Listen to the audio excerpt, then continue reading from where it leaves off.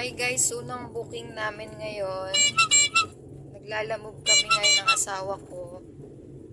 Maganda ng panahon ngayon guys, kaya lumabas na kami para maglalamove. Nakakuha na kami ng unang booking. Sabi nung client guys, cabinet daw yung kukunin namin, pero kakasya naman daw siya sa kotse, kaya 6 minutes na lang guys, nandun na kami. Dadalhin pala namin siya sa Quezon City.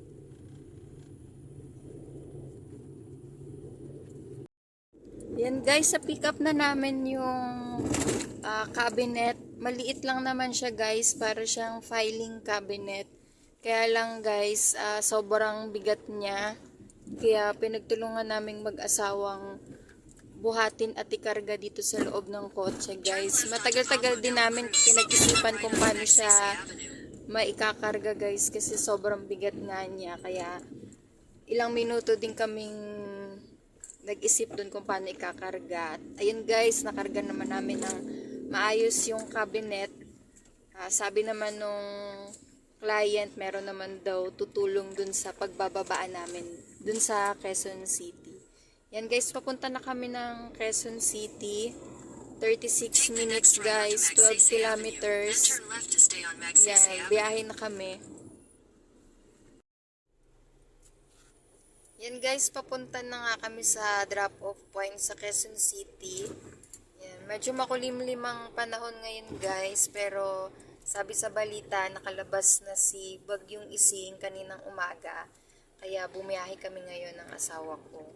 Yan guys, 30 minutes na lang guys, 8.2 kilometers. Malapit lang siya guys, kaya nga lang dahil sa traffic, kaya siya natatagalan.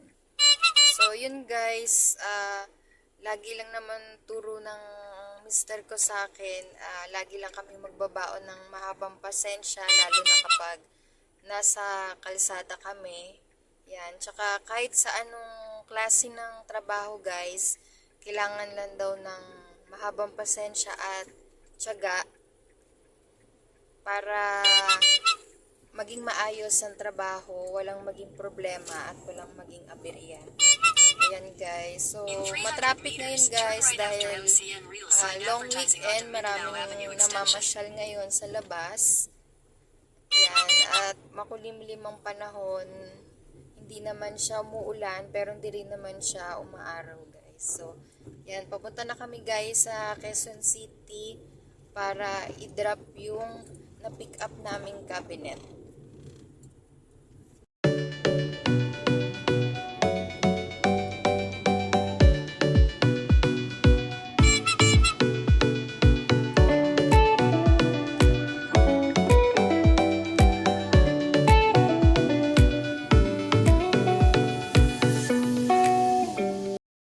Guys, andito kami ngayon sa Mindanao Avenue.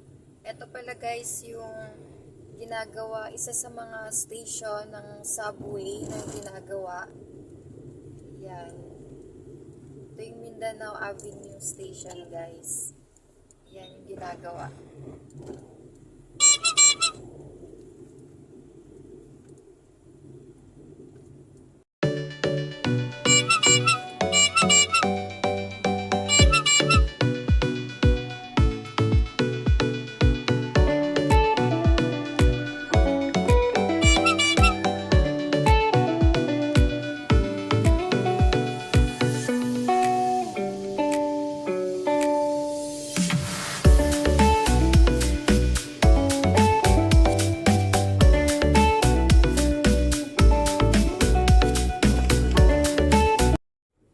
Hi guys, ayan, na-drop na namin yung cabinet dito sa Quezon City.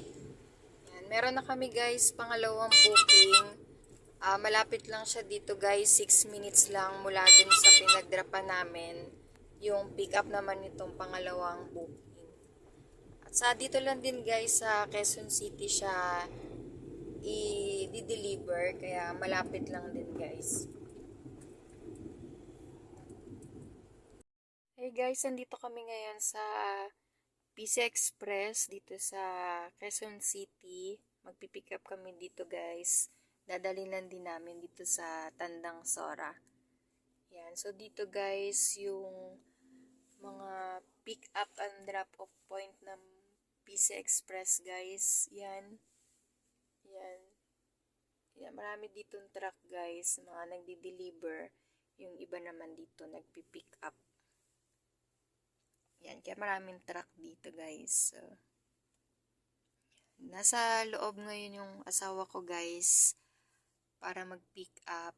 Nandito lang ako sa kotse para maghintay.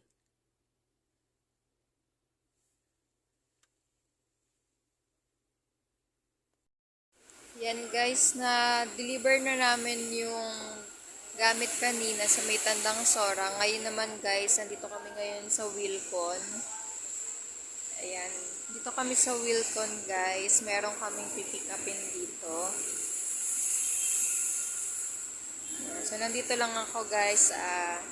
Nihintay ko lang yung asawa ko. Pumasok siya sa loob para mag-pick up. Dadali namin to guys. Dito lang din sa Quezon City. Dito kami ngayon guys sa Wilcon, Visayas Avenue, Quezon City. Yan. So guys, hanggang dito na lang yung vlog namin. Please don't forget to like, share, and subscribe to our YouTube channel and follow us on Facebook, Team Vlogmas. Ingat po tayong lahat.